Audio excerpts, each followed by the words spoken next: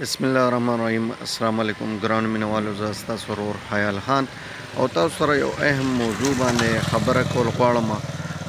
کم چې یو کنجر یا یو کنجره یا یو داسې خاندان چې د هغې په دې معاشره کې څه حیثیت نشته، په دې معاشره کې د اوسېدو حق نه لري، خو د بدقسمتۍ نه زه به ووایم چې زمونږ پښتانه نن اوده دي. که اوده نه وی د دې دپاره به اواز اوچت کړو او ډېر په زور او شور سره به د حکومت نه مطالبه کړې د داسې قسم خلکو مخنیوي دې وشي چې یاره د هغې زمونږ اسلام ته، زمونږ معاشرې ته او زمونږ ملک ته ترې نقصان دی.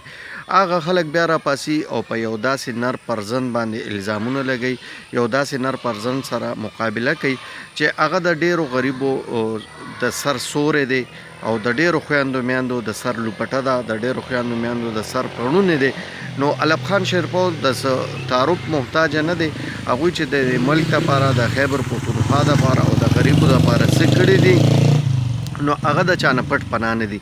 خو زه پر زور مذمت کوم د داسې قسم ویډیوګانو چې یاره د علب خان په باره کې شوي دي، او بیا د حکومت نه اپیل کوم چې دا خلک ته زر تر زره ګرفتار شي او دوی له یې د دې سزا ورکړي شي.